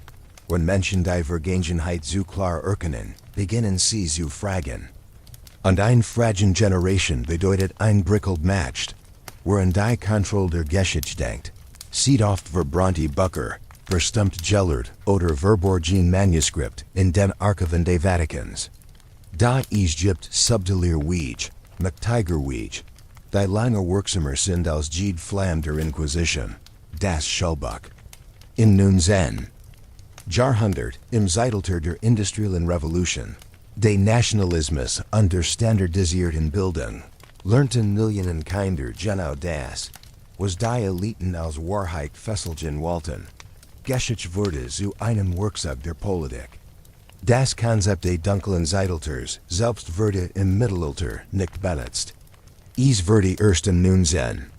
Jahrhundert von Historikern, Gelehrten und Reformern geprägt, und zwar aus einem sehr praktischen Grund. Sie wollten die Menschheitsgeschichte aber gleichzeitig die eigene Zeit glorifizieren. Indem sie die 1000 Jahre nach dem Fall Roms als ein Ära des Aberglaubens, der Unwissenheit und der Stagnation darstellten, konnten sie wirkenden. Set, unsere Zeit ist die wahre Aufklärung. Praktisch, nicht wahr? Das Licht zu feiern, muss zuerst die Dunkelsnacht erschaffen werden. Und warum schwieg der Vatikan über das Mittelalter, das selbst kontrolliert? Weil sie es nicht mussten. Jahrhundert der Kontrolle hatten die Geschichte bereits fragmentiert. Ein perfektes Narrativ geschaffen, das als Dunkelzeitalter bezeichnet werden konnte. Und als dieses Etikett in den Schulbüchern erschien, in Schulen gelehrt und von Generation zu Generation wiederholt wurde, verwandelt sich ein politische Botschaft in kollektive Wahrheit. Das Schulbuch des nun Zen. Jahrhunderts tat mehr als Geschichte aufzeichnen. Es schafft das offizielle Gedächtnis. Von Deutschland bis England, von Frankreich bis Italien lernten Schüler ein sauber, linear Version der Geschichte, geordnet, kontrolliert, ohne Widerspruch. Von Griechenland über Rom zum sogenannten dunklen Zeitalter, dann zur Renaissance, zur Aufklärung schließlich zur modernen Zeit. Das ist die Geschichte, die wir in der Schule lernen. Els schien geordnet, leicht zu lehren, leicht zu merken. Aber dies Geschichtli so vieles aus. Die vergessenen Errungenschaften in Mathematik, Medizin und Architektur, des Mittelalters. Die entscheidende Rolle der islamischen Welt und anderer Kulturen bei der Bewahrung und Weiterentwicklung des Wissens. Vor allem aber verschweigt sie, wie der Vatikan die Fäden zog, Wissen kontrolliert und anders denken zum Schweigen bracht. So wuchsen Millionen Kinder des nun Zen. Jahrhunderts auf und glotten, es habe ein Zeit gegeben, in der die Welt stillstand. Von Aberglauben durchdrungen, in der Fortschritt unglitsch war. Niemand bracht ihnen bei, die Fragen zu stellen, die Geschichte wirklich aufdecken könnten. Wer hat dieser Zelling geschrieben? Warum verschwanden ganz Jahrhundert historischer Aufzeichnungen? Kein Professor erwähnte das Geheimarchiv. Kein Schulbuch wagt, das plötzliche Verschwinden von Wissen zu hinterfragen. Das Dunkelzeitalter erschien als ein Schwarzfarbe, auftragen von denen, die selbst heller und mächtiger erscheinen wollten. Haben Sie bemerkt, wie Film über das mittelalterliche Europa fast immer grau und duster sind? Bergen sehr fallen, Stragen sind schlammig, Bauern tragen Lumpen. Cape gesenkt, als heiten sie vergessen, wie man drummt. Immer lauert Gould. Aberglaub durchdringt Ales, und die Kirche ragt wie ein riesiger Schatten im Hintergrund auf. Das ist kein Zufall. Kino, besonders seit dem 20. Jahrhundert, wurde zum inoffiziellen Historiker der Menschheit. Und in dieser Rolle hat es das Dunkelzeitalter nicht nur nachgewiesen, sondern neu geformt. Die Schulbücher des nun Zen. Jahrhunderts gaben das Konzept vor, und Film, Comics und Serien schaffen das Gefühl. Menschen müssen keine Dokumente lesen, zu glauben, dass das Mittelalter ein schwarzes Loch der Unwissenheit war. Sie Habenis Gissen. Sie Habenis gespurt. Und das ist gefährlich. Den Dinge die wir stark fühlen, hinterfragen wir selten. Film wie der Name der Rose, Kanunnereck der Himmel, Braveheart oder Zalo Serien aber Hexen. Ketzer und Inquisitionen wiederholen endlos das Bild der strengen Kirche, der unwissenden Bauern, der dunklen Kerker. Selten tauchen die fortschrittlichen Schulen im Islam auf. Selten die präzisen antiken Karten oder der einflusslichen Wissens in Europa. Warum? Weil die Erzählung eines dunklen Zeitalters, in dem der Vatikan das einzig Licht war, viel zu praktisch ist. Sie ist leicht zu schreiben, leicht zu verstehen, und passt perfekt zu dem, was die Magteigen die Bevölkerung lange glauben lassen wollten. Sobald das Bild des dunklen Zeitalters in Film und Medien verankert ist, wirkt jede andere Darstellung wie Propaganda. Wer Fragen stellt, gilt als Extremist. Wer zweifelt, wird als Exzentriker abgestempelt. Als was dem widerspricht, wird sofort abgelehnt. Die Wahrheit? Wenn dieser Zeit Gabis Lies, unbemerkt fortschritt. In der Landwirtschaft, Mathematik, romanischer und gotischer Architektur, in Klastern und Schulen des logischen Denkens. Aber solch Details schaffen es selten auf die Leinwand. Der Vatikan bleibt in diesem Bild ein Widerspruch. Manchmal kritisch dargestellt, doch gleichzeitig als einziger Leuchtturm des Wissens. Ein nützliches Paradoxon. Kinder, die Schulbücher lesen und uns leidstehenden Medien konsumieren, lernen irgendwann nicht mehr zu fragen. Sie sehen die Geschichte als fertiges Bild, gemmelt von Regisseuren, Drehbuchautoren und den Magteigen hinter der Kamera. Nicht von denen, die wirklich in dieser Ära gelebt haben. So stirbt die Wahrheit nicht im Dunkeln. Sie stirbt im Rampenlicht. Und wenn eine Institution behauptet, das Zentrum der Wahrheit zu sein, ist die erste Aufgabe der Welt, zu fragen, seht uns als was wisst. Da beim Vatikan geschieht das nie. Jahrhundertelang beschlagnahmt, sind sie Erde und verbet die Kirche, tausend von Texten, antik Manuskript, wissenschaftliche Aufzeichnungen, historische Dokumente, alte Glaubenssystem. Viel dieser Werk landeten auf dem Index Librorum Prohibitorum, dem Index verbotener Bücher, von 1500 bis 1900, den Sensts, Auch nach der Abschaffung dieser List wurden die Texte nie wieder der Öffentlichkeit zugänglich gemacht. Warum? Wenn die Werk fehlerhaft waren, könnten hutige Gelder sie kritisieren. Wenn sie harmlos sind, warum sie verstecken? Und wenn sie einfach nur andere, aber nicht gefährliche Perspektiven enthalten, wird ein aufklärt Gesellschaft sie feiern. Da der Vatikan wollte einen anderen Weg, im Herzen von Vatikanstadt, verborgen hinter dicken Mauern und vergoldeten Türen, liegt ein Ort, zu dem selbst die neugierigsten und erfahrensten Forscher nur selten Zutritt haben. Das Archivum Secretum Apostolicum Vaticanum, das Vatikanische Heimarchiv. Obwohl Secretum ursprünglich einfach privat bedeutet, ist die Praxis weit strenger. Versiegelt, verschlossen, abgescott. Nur ein winzig, handverlesene Gruppe von Gelehrten darf überhaupt hinein. Wer Zugang erhält, muss jedes Dokument einzeln beantragen. Fotografieren oder kopieren ist strengstens verboten. Als was auch nur im entferntesten der Kirchenlehre widerspricht oder als kontrovers gilt, wird in den tiefsten Gulben aufbohrt, in Rumen. Jahrhundertelang unberührt geblieben sind, wo nur die auserwählten Gemmels hintreten dürfen. Was also wird dort wirklich versteckt. Einige Wissenschaftler glauben, dass dort Dokumente lagern, die ganz Kapital menschlichen Fortschritts in vollen Kapital, die aus der offiziellen Geschichte gestrichen wurden. Es gibt Hinweis auf den wahren Einfluss heidnischer Philosophien, arabischer Gelehrter und schlichter Weisheiten auf die frühchristliche Philosophie. Vielleicht liegen dort auch Schriften, die zeigen, dass viel sogenannte offenbart Wahrheiten in Wirklichkeit das Ergebnis sorgfältiger redaktioneller Entscheidungen wären. Die Kirche gibt dies Werk nicht frei, nicht aus Vergesslichkeit oder Nachlässigkeit, sondern aus Strategie. Den so bald dies Antiken Textens Licht kamen. Must die Gesamt historischer Zellen neu geschrieben, wurden nicht nur das Dunkel Zeitalter, sondern die Rolle des Vatikans selbst, der genau die Schatten geschaffen hat, die Zeit so dunkel erscheinen lassen. Wir können nicht sicher wissen, was als noch versiegelt ist.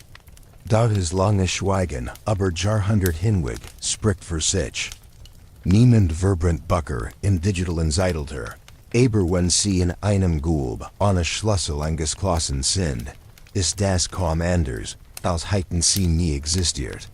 In Abwesenheit der Wahrheit setzt die offizielle Geschichte ihren Lauf fort. Sie wird gelehrt in Klassenzimmern, dargestellt in Filmen, Natures Windreisführen und Petersdom, wo das blendend Licht so hell scheint, dass niemand die Schatten darunter bemerkt.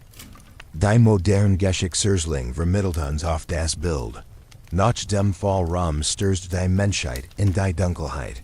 Verler Wissen, Kunst und Technik, nur fast ein Jahrtausend später im strahlenden Licht der Renaissance wieder aufzustehen.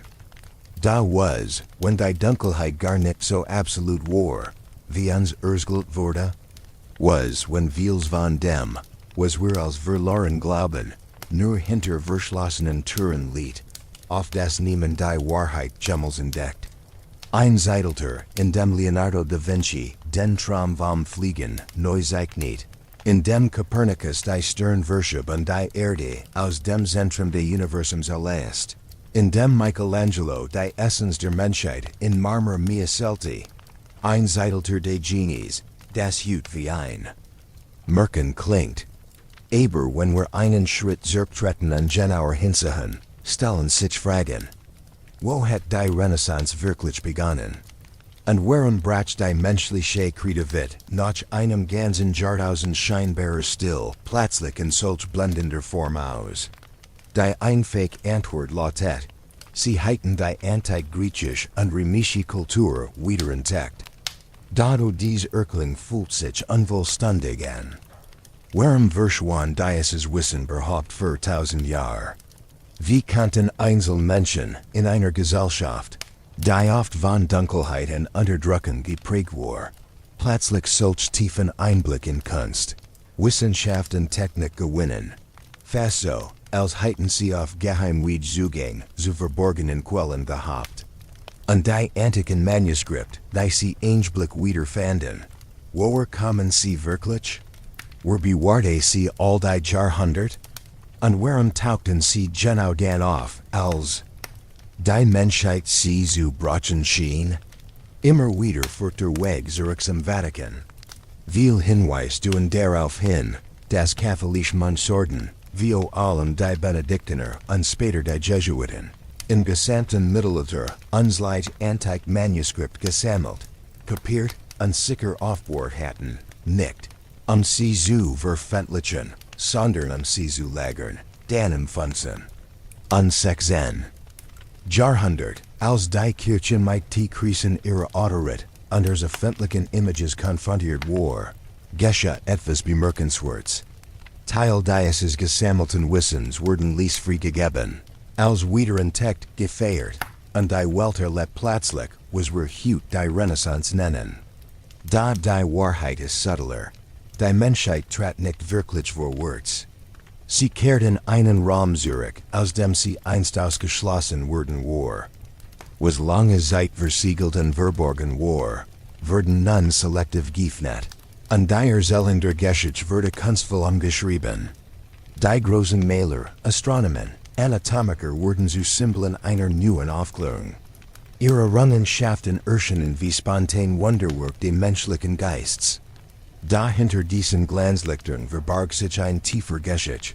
Ein Geschichte der Macht, der Auswahl und der strategischen Kontrolle von Wissen. Die Renaissance war nicht nur ein Erwachen. Sie war auch ein versichtet Rückgeb dessen, was schon immer existiert hat. Aber für Jahrhundert unter Schloss und Schlüssel lag. Aber wie viel der großen Denker der Renaissance hatten tatsächlich Zugang zu den verbotenen, von der Kirche gehauteten Texten? Wie viel mussten stillschweigend emite dem Claris zusammenarbeiten, nicht in die tadlich Falle der Ketzerei zu geraten. Die Renaissance were keine plötzliche Explosion von Iden, die einfach aus dem Boden wuchs. Sie war wie ein sorgfältig ingeniertes Theaterstück, bei dem Licht und Schatten genau geplant wurden. Ende können wurden in Wellen freigegeben. Neue Gedanken blieben innerhalb akzeptabler Grenzen, und das Wissen wurden nur dort erlaubt, wo der Weg über von der Kirche freigeräumt worden war. Und wenn vieles was wir als Renaissance sehen, tatsächlich schon wenn die sogenannten dunklen Zeitalters existiert, vielleicht sogar geblut hat, dann muss die gesamte Zeitaxt der Geschichte neu überdacht werden. Vielleicht ging das Wissen nie wirklich verloren. Es wurden nur von den Mächtigen verborgen, sorgfältig aufbord, bis der Moment gekommen war, es selektiv zu zeigen, zu einer Zeit, die den Mächtigen selbst am meisten Glanz und Prestige bracht. Dieses Licht, brillant und strahlend, kam nicht von einer neuen Morgendämmerung. Es kam von einer Lampe, die in einer Dunkelheit angesendet wurde, die selbst geschaffen war. Die Wahrheit muss nicht laut schreien.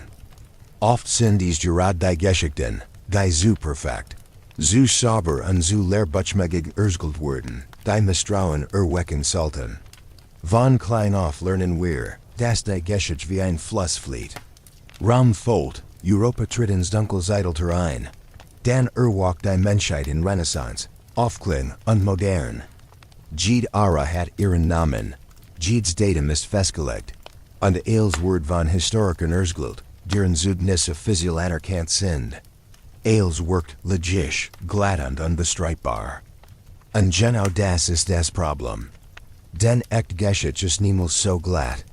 Sie ist chaotisch, widersprüchlich, voller Lücken, Geheimnis und gebrochener Wahrheiten. Wenn man tief genet gürgt, stößt man auf Lacker, die keine Erklärung zu füllen vermag. Fakten widersprechen sich, Ereignis passen nicht zusammen.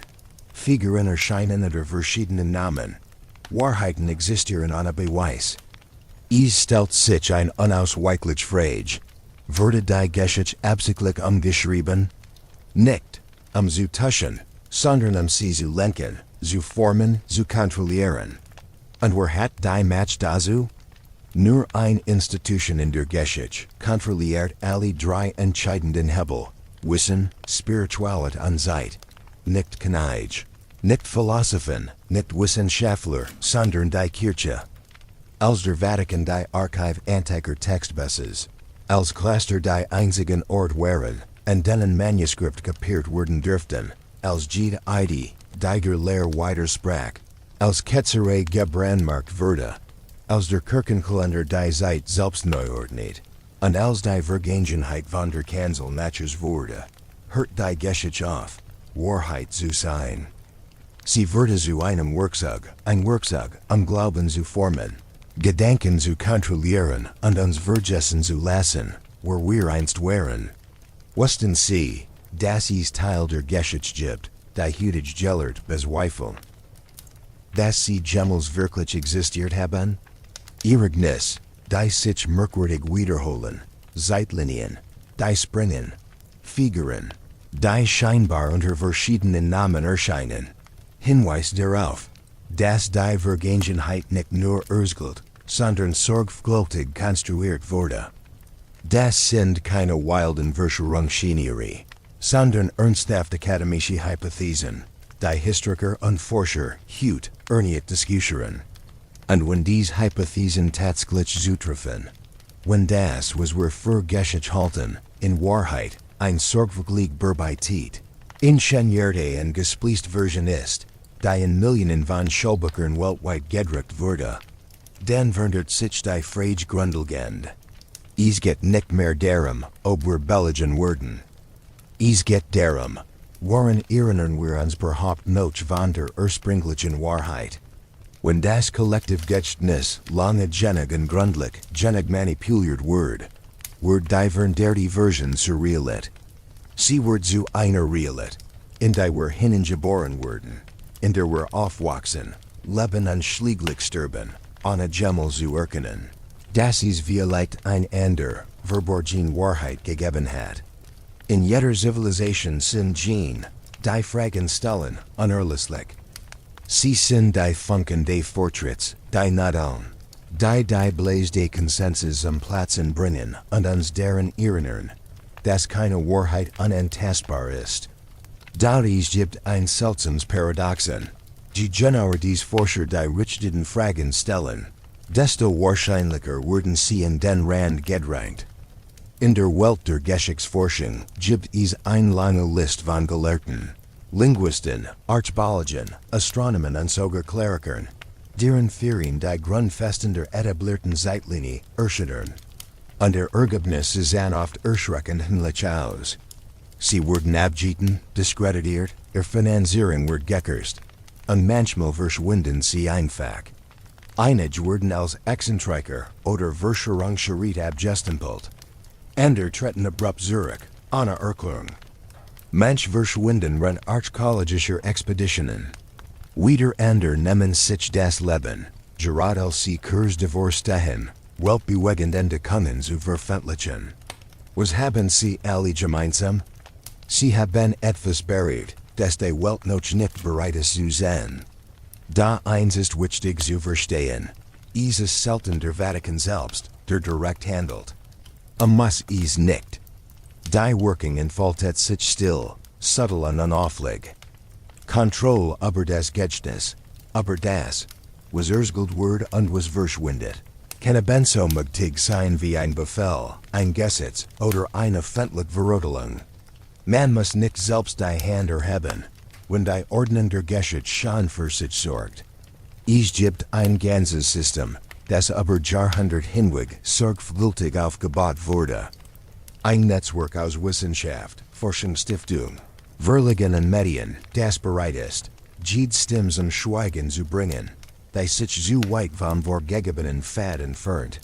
Noch seltsamer ist, dass Abweichen Studien überlachen in der historischen Zeitlinie, Anomalien in alten Kalendern, rätselhaft Karten oder vorchristlich Text, fast nie in den führenden akademischen Fachschriften erscheinen. Nicht, weil sie falsch sind, sondern weil sie nicht in das sorgfältig konstruierte Bild der Geschichte passen. Es gibt unabhängige Forscher, die behaupten, das sogenannte Dunkelzeitalter sei nur eine Dunkelheit, die über eine Periode erstaunlicher Fortschritt gelegt wurden. Einige sagen, dass historische Figuren möglicherweise namensklon wären, geschaffen, von den Zeitabschnitt zu füllen. Andere argumentieren, dass der Vatikan sogar das Gassendationssystem manipuliert habe. Durch die Einführung des Julianischen und später des Gregorianischen Kalenders, Werkzeuge, die wissenschaftlich wirken, in Wahrheit über politisch kontroversieren. Da die Studien überleben selten lange. Das ist kein Zufall. Es existiert ein ungeschrieben Regel. Wer das Verboten barriert, findet keinen Platz, selbst wenn recht hat. Die Angst verbreitet sich wie eine unsichtbare Krankheit. Diejenigen, die bleiben, lernen zu schweigen. Sie lernen, ihr Köpfe zu beugen, innerhalb der Standards zu schreiben, bis Zenscher irgendwann überflüssig wird, weil niemand mehr wagt, anders zu schreiben. Seit über 1000 Jahren trat der Vatikan im Herzen Europas, ein unantastbares Symbol der Macht. Staatsoberhaupt nie noch hut VORM. Ein religiöses Zentrum, dessen Einflussgrenzen Regime und Jahrhundert überschreitet. Dilgin Hermann dieser Pracht kommt, desto stärker spürt man, dass etwas verborgen wird, nicht hinter Dunkelheit, sondern hinter einem blendenden Licht. An der Oberfläche sieht sich der Vatikan als spiritueller Führer, als Luftführer des Mittells, als Hüter alter moralischer Wert. Da gleichzeitig kontrolliert diese Institution das Großarchiv der Welt, Millionen von Dokumenten, die nie der Öffentlichkeit zugänglich wären. 1000 Manuskripte und Bücher, die als ketzerisch galten, wurden verbrannt. Sie haben die historische Zeitlinie durch Kalenderformen beeinflusst. Das Bild des dunklen Zeitalters geschaffen und gleichzeitig als einzig sanktioniert Lichtquell die Geschichte gelenkt. Archäologisch, astronomisch und kulturell Beweis, die der etablierten Lehre widersprechen, bleiben ungeehrt. Ren die religious Machtstruktur, durch die Kontrolle des kollektiven Gedächtnisses aufrechterhalten Word. Das wirft ein wichtig Frage auf. Ist der Vatikan ein spiritueller Führer, der die Seelen leitet, oder ist ein Torwächter des Wissens, der entscheidet, was wir wissen dürfen und was nicht? Vielleicht hatten sie eins der Grund. Vielleicht glaubten sie, die Menschheit sei nicht bereit für die Wahrheit. Vielleicht dachten sie, dass eine stable Gesellschaft Ordnung braucht, dass so viel widersprüchliche Information in Chaos schaffen würden, und dass der Glaub wertvoller sei als Nachtfakten. Der Glaub kann ohne Freiheit nicht überleben. Und Wissen kann nicht wirklich bewahrt werden, indem man es versteckt. Wenn der Vatikan das Licht wirklich heilt, sollte dieses Licht nicht in kalten Steinschwalben eingeschlossen sein, verborgen wie der Welt. Wenn sie Wahrhüter der Wahrheit sind, sollte die Wahrheit geteilt und nicht zensiert werden. Und wenn die Wahrheiten, die sie besitzen, tatsächlich das Potenzial haben, die Geschichte der Menschheit neu zu schreiben, dann ist Schweigen nicht länger ein Tuggen, es wird zur Sünde. Niemand leugnet die spirituelle Rolle, die der Vatikan gespielt hat. Aber ebenso wenig darf jemand leugnen, dass wenn eine Institution enormes Wissen im Geheimen behält, sie offert, nur zu führen. Sie wird zum Torwächter, der entscheidet, wer die Vergangenheit betreten darf. Und wenn die Vergangenheit verschlossen bleibt, wird die Zukunft zu einer sorgfältig bearbeiteten Version dessen, was man uns glauben machen will. Geschichte wird oft mit einem Fluss verglichen, fließend, stetig, offensichtlich. Aber was passiert, wenn jemand diesen Fluss wie langer Zeit heimlich umgeleitet hat, ohne dass wir es wussten? Eine der umstrittensten Theorien der Neuzeit, die den unabhängigen historischen Krisen immer mehr diskutiert wird, ist die sogenannte Phantom-Hypothese. Diese Hypothese besagt, dass ein großer Teil der mittelalterlichen europäischen Geschichte künstlich eingefügt wurde. Fast 270 Jahre, darunter weak Teil dessen, was wir das Dunkelzeitalter nennen, heiten möglicherweise nie wirklich stattgefunden. Und wenn das wahr ist, kennt das aktuelle Jahr, das wir 2005 nennen, in Wirklichkeit nur 2020 sein. Unglaublich? Schauen wir uns die Argumente genauer an. Erstens. Es gibt erstens wenig verlässlich archäologisch Beweis, schriftlich Aufzeichnungen oder greifbar Artefakt für viel Ereignis, die Einblick zwischen 600 und 900 stattfanden. Ein Großteil dieser Geschichte beruht ausschließlich auf kirchlichen Aufzeichnungen, Dokumenten, die geschrieben oder ungeschrieben wurden, ein bestimmter Zahlen zu stützen.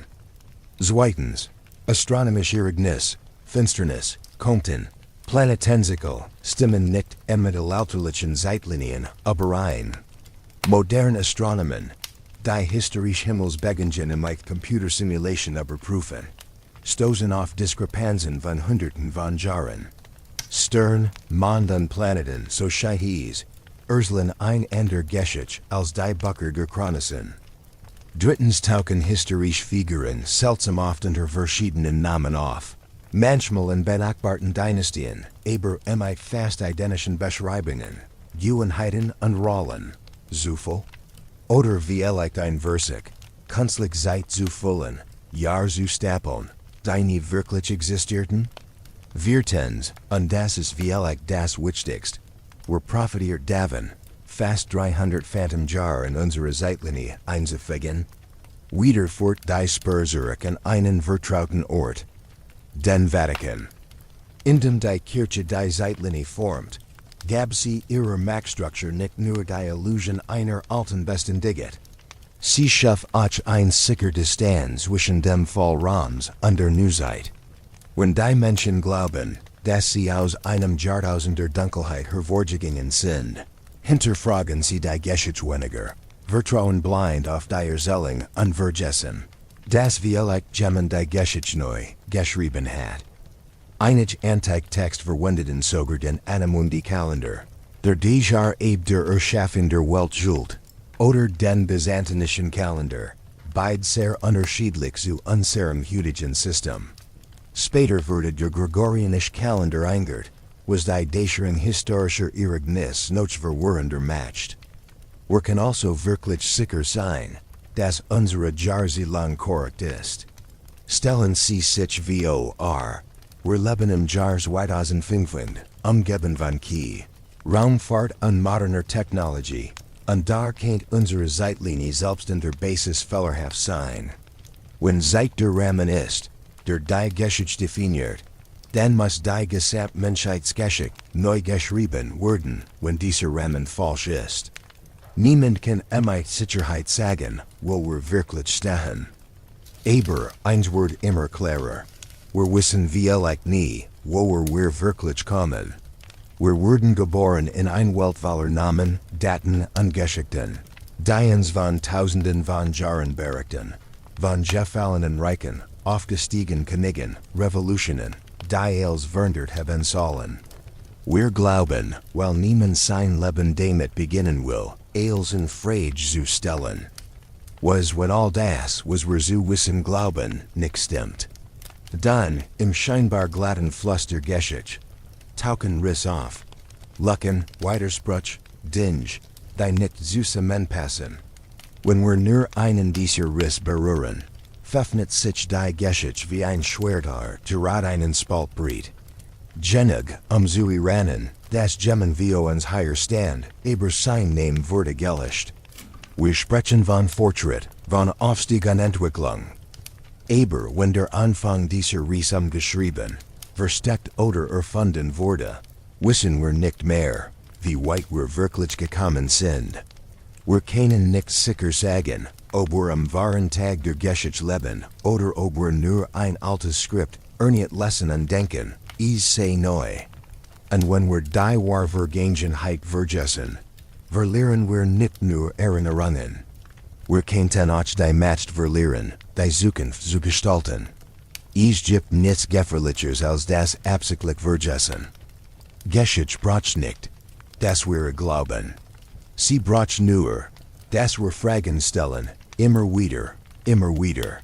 Wenn dies Ries sie dazu gebracht hat, das in Frage zu stellen, was einst klar erschien, dann haben sie vielleicht gerade ihren ersten Schritt in eine lange verborgene Wahrheit getan. Und wenn sie glauben, dass dies Geschichte weitergespielt werden muss, dann halten sie die Fragen im Leben. Denn manchmal reicht ein einzig richtige Frage aus, die Fundamente einer sorgfältig verschlossenen Vergangenheit zu erschüttern.